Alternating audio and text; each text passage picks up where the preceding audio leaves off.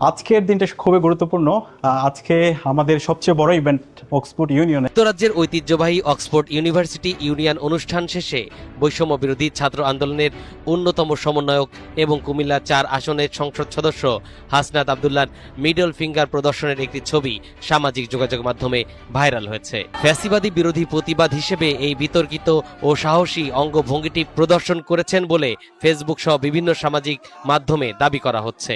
ঘটনার বিবরণীতে জানা যায়, প্যানেল আলোচনা শেষে হাসনাত আব্দুল্লাহ যখন অক্সফোর্ড ইউনিয়ন ভবন থেকে বের হন, তখন বাইরে অবস্থানরত যুক্তরাজ্য আওয়ামী লীগের সমর্থকদের তীব্র তোপের মুখে পড়েন।